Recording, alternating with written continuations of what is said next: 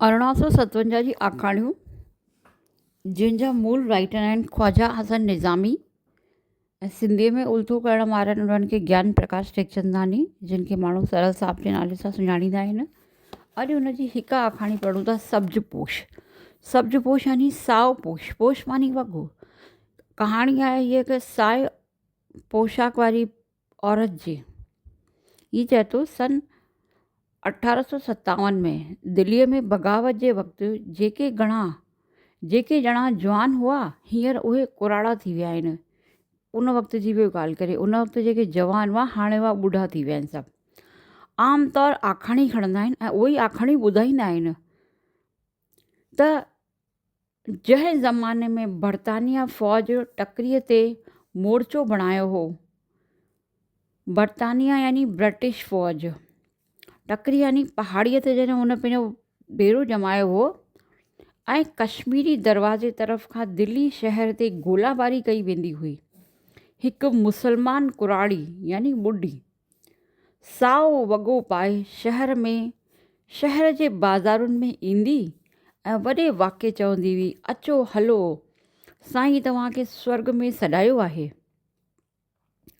शहर वारा सॾु सुणी अची गॾु थींदसि, हूअ सभिनी खे वठी कश्मीरी दरवाज़े ते हमिलो कंदी। शहरवासियुनि खे सवेर खां शाम ताईं खून जंग में जोटींदी। जेका जंग थी रही हुई उन में उन्हनि खे अहिड़ा लफ़्ज़ चवंदी हुई अची करे जंहिंसां उन्हनि में जोश पैदा थींदो हो ऐं हू बि उन्हनि सां गॾु वेंदा हुआ जंग लाइ। अहिड़ा कंहिं माण्हू जिन पंहिंजी अखियुनि सां इहो सभु कुझु ॾिठो हो, तिन मां कुझु ॿुधाईंदा आहिनि त हूअ जनानी तमामु दिलेर ऐं बहादुर हुई। जिन ही सभु दृश्य ॾिठा हुआ उन वक़्त जे जेके माण्हू जीवित हुआ, उहे उन जनानी जी, उन औरत जी तारीफ़ कंदा आहिनि। मौत खे मुंहुं ॾिनो बीठी हूंदी हुई, चए थो उहा त मौत खां बि कोन डिॼंदी हुई, उनजो बि सामनो करण लाइ तयारु ई रहंदी हुई। भउ कोन हुअसि, डपु कोई कोन हुअसि। गोलनि ऐं गोलियुनि जे वसकारे विचां जेके बारूद जूं गोला ऐं हुयूं बंदूकूं हलंदी हुयूं, उन्हनि जे वसकारे यानी उन्हनि जी बौछार जे विच में बि उहा जूझंदी वेंदी हुई। जूंझारनि जीअं वधंदी वेंदी हुई। कॾहिं घोड़े ते नज़र ईंदी त कॾहिं पंधड़, कॾहिं घोड़े ते हूंदी त कॾहिं पंधु हूंदी हुई। उन वटि बंदूक, तरार ऐं झंडो हूंदो हुअसि। बंदूक भली तरह हलाईंदी हुई। जेके ॼणा टकरीअ ते मोर्चे ते साण विया हुआ तिन मां हिकु ॿुधायो हो तरार हलाइण में महारत हुअसि, यानी तलवार हलाइण में उनखे महारत हासिलु हुई। कई भेरा ॾिठो वियो हो त साम्हूं वारी फ़ौज सां आम्हूं साम्हूं थी तरार सां लड़ाई कंदी हुई। उन जनानीअ जी हिमत ऐं बहादुरी पसी शहर वासियुनि में बि तमामु घणो जोश पैदा थी वेंदो। हुन जी बहादुरी ॾिसी करे शहर वारनि खे बि जोश पैदा थींदो हो ऐं उहे वधी काह कंदा हुआ ऐं हू लड़ाई करण लाइ तयारु थी वेंदा। छो त लड़ाई करण जी आदत कोन हूंदी हुअनि, तंहिं करे अक्सर भॼणो बि पवंदो हुअनि। चए थो कि जेके साधारण माण्हू हिननि सां गॾु वेंदा हुआ, आम जनता, आम नागरिक, उन्हनि खे लड़ाई करण जी त न का ट्रेनिंग हुई न कुझु हुई, त वेंदा त हुआ हुनजे जोश में, पर उन्हनि खे वापसि उतां भॼणो बि पवंदो हो। जॾहिं भॼंदा हुआ त हू रोकण जी तमामु घणी कोशिशि वठंदी हुई। नेठि लाचार थी हूअ बि मोटंदी हुई ऐं मोटण बैदि केॾांहुं हली वेंदी हुई, वरी किथे खां ईंदी हुई ख़बर ई कोन पवंदी हुई। जंग जे मैदान मां अची किथां आई किथां वई कंहिंखे बि ख़बर कोन पवंदी हुई। पसे पश हिकु ॾींहुं अहिड़ो आयो त जोश सां पुर काह कंदी बंदूक सां गोलियूं हलाईंदी दुश्मन दड़ में घसी वई। हिकिड़ी वरी अहिड़ो बि हो जो गोलियूं हलाईंदी हलाईंदी दुश्मननि सां भिड़ी वई वापसि। घाइजी घोड़े तां किरी त अंग्रेज़ फ़ौज पकिड़े वरितसि। घायल थी करे घोड़े तां किरी पई, अंग्रेज़ फ़ौज हुनखे पकिड़े वरिती। वरी कंहिंखे कल्ह कोन पई त केॾांहुं वई, अंत छा थियसि। छो तो कि घोड़े तां किरी पई घायल थी करे, हुनखे अंग्रेज़ी फ़ौज पकिड़े वरितो। उन खां पोइ केॾांहुं वई न कंहिंखे बि ख़बर कोन्हे।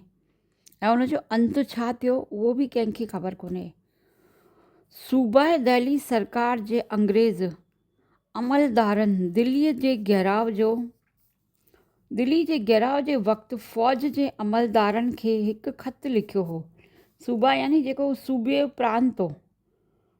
प्रांत, अमलदार यानी जेके हुते जा अफ़सर हुआ, उन्हनि हिननि खे दिल्ली सरकार जे अंग्रेज़नि खे हिकु ख़त लिखियो। तिन मां हिकु ख़त लेफ्टिनेंट WSR हेडसन साहिब जो आहे। उन्हनि मां हिकु ख़त कंहिंजो आहे? लेफ्टिनेंट WSR हेडसन साहिब जो आहे, जेको उन्हीअ दिल्ली कैंप खां 29 जुलाई 1857 जो मिस्टर जे गिल्सन, अम्बाला जे डिप्टी कमिश्नर जे नाव ख़त लिखियो। उन लिखियो ख़त कंहिंजे नाले?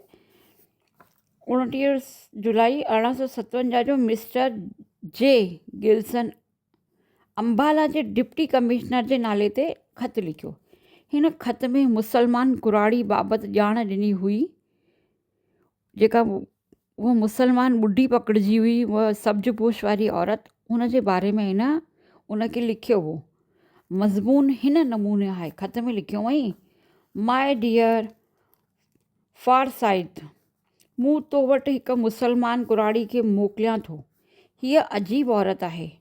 साओ वॻो पाए शहर जे शख़्सनि खे बग़ावत करण लाइ भड़काईंदी आहे ऐं ख़ुदि हथियार खणी अॻियां हलंदी असांजे मोर्चे ते हमिलो कंदी हुई। जिन सिपाहियुनि जे साम्हूं पेई उन्हनि ॿुधायो त कई भेरा हिन बहादुरी ऐं मर्दानगीअ सां हमिलो कयो ऐं तमामु चुस्तीअ सां हथियार हलाया आहिनि। हिन में 5 मर्दनि जी ताक़त बाहिजे थी, यानी हुन में 5 आदमियुनि जी हिमत आहे, ताक़त अथसि। जंहिं ॾींहुं ही गिरफ़्तार कई वेई, घोड़े ते सवार हुई ऐं शहर जे बाग़ियुनि खे फ़ौजी अभ्यास कराए पई। हिन वटि बंदूक हुई जंहिंसां कई निशाना हयां। सिपाहियुनि ख़बर ॾिनी त तरार ऐं बंदूक सां हिन पाण असांजे खोड़ माण्हुनि खे गायो आहे। उनखे सिपाही ॿुधाइनि था कि हिन औरत पंहिंजे बंदूक ऐं तलवार सां अंग्रेज़ी फ़ौज जे घणनि माण्हुनि खे घायल कयो आहे। हिन जा सांगीड़ा यानी साथी, हिन जा सांगीड़ा त भॼी विया, पर हीअ ज़ख़्मी हालत में गिरफ़्तार कई वई। जनरल साहिब अॻियां पेश थी, औरत थियण सबबु छॾे ॾियण जो हुकुम थियो आहे, पर मूं रोकियोमान ऐं चयोमान जेकॾहिं हिन खे छॾे ॾिनो त शहर में वञी पंहिंजी गैबी ताक़त जो दाव कंदी, यानी कि गैबी यानी पंहिंजी देवी ताक़त जो दाव कंदी कि मूं में देवीअ शक्ति आहे, इन करे उन्हनि मूंखे छॾे ॾिनो। ऐं विश्वास मंझां निबल शख़्सनि खे हिन जो छॾिणो वञणु चएसि थो कि अगरि हिन खे पाण निर्बल शख़्स मञी करे अगरि तव्हां छॾे ॾिनो न त पाण खे ई नुक़सानु थींदो। छॾियो वञणु रूहानी ताक़त जो नतीजो सम्झ में ईंदो। उहा ई ॻाल्हि थी वई कि भई अगरि हिन खे छॾे छॾींदासीं त हीअ चवंदी मूं में देवी ताक़त आहे, रूहानी शक्ति आहे, इन जे चकर में हुननि मूंखे छॾे ॾिनो। मुमकिन आहे त हिन सबबु हीअ औरत फ्रांस जी हुन औरत जीअं असांजे वास्ते अकूबतूं पैदा करे। हिन जी तुलना उन फ्रांस जी हुन औरत सां कयो अथई। अकूबतूं यानी परेशानियूं। चएसि तो फ्रांस जी हुन औरत वांगुरु ईअं न कि पंहिंजे लाइ परेशानियूं पैदा करे विझे, जंहिंजो बयानु फ्रांस जी बग़ावत जी तारीख़ में ॾिनो वियो आहे। फ्रांस जी बग़ावत जे ॾींहंनि में जॉन ऑफ आर्क नाले जी हिकु माई अहिड़ी तरह वेरियुनि सां विढ़ंदी हुई। हिन में ॿुधायो अथई जेका फ्रांस जी औरत जी चइनि पिया बग़ावत जी कहाणी, उनजो नालो आहे जॉन ऑफ आर्क नाले जी। उहे हुनजी सिपाहियुनि सां उते लड़ंदी। हज़ारे माण्हू आसमानी ताक़तुनि जी निशानी मञी उन सां साण थी विया हुआ, जंहिं सबबु तमामु वॾी जंग थी हुई ऐं रतु वियो हो। आम ख़ल्क़ इहो सम्झंदी हुई त हीअ औरत कॾहिं कोन मरंदी, अमर आहे। नेठि फ्रांस जी विरोधी धुरी यानी पक्ष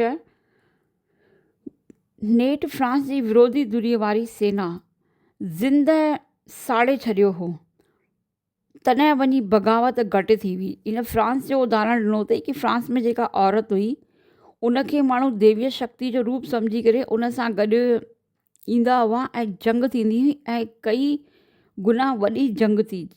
माण्हू उन औरत खे सम्झंदा कि हीअ औरत अमर आहे, अजर आहे, हीअ कोन मरी सघंदी। लेकिन जेको विरोधी पक्ष हो फ्रांस वारनि उन्हनि खे ज़िंदो साड़े करे मारे छॾियो, तॾहिं वञी बग़ावत घटि थी। साॻी जनानी जो ज़िक्र हिन ख़त में कयो वियो आहे। उन ई जेका हुन ख़त लिखियो उन में हिन जो फ्रांस जो उदाहरण ॾिनो अथई कि फ्रांस में जेका औरत हुई उनखे माण्हू देवीय शक्ति जो रूप सम्झी करे उन सां गॾु ईंदा हुआ ऐं जंग थींदी हुई ऐं कई गुना वॾी जंग थी। माण्हू उन औरत खे सम्झंदा कि हीअ औरत अमर आहे, अजर आहे, हीअ कोन मरी सघंदी। लेकिन जेको विरोधी पक्ष हो फ्रांस वारनि उन्हनि खे ज़िंदो साड़े करे मारे छॾियो, तॾहिं वञी बग़ावत घटि थी। साॻी जनानी जो ज़िक्र हिन ख़त में कयो वियो आहे।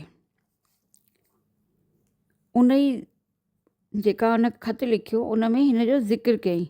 जनरल साहिब मुंहिंजी ॻाल्हि खे टिको ॾिनो, टिको ॾियणु यानी समर्थन करणु कि जनरल साहिब हुन जी ॻाल्हि मञी विया। हिन जनानी खे क़ैद करण जो फ़ैसिलो कयो वियो। हिन खे अव्हां वटि हिन मक़सद सां मोकिलियो वञे थो त तव्हां हिन खे क़ैद खाने में रखण जो जोॻो बंदोबस्तु कंदा, छो त हीअ ॾाइणु ॾाढी ख़तरनाक आहे। हीअ ख़त लिखियो हैडसन पंहिंजे जनरल खे कि हिन औरत खे तव्हां क़ैद खाने में रखो। अगरि हीअ औरत ॿाहिरि थी अची वञे त पंहिंजे लाइ ई वापसि परेशानी उत्पन्न कंदी। हिते ख़तमु थी सब्जपोश औरत। धन्यवाद।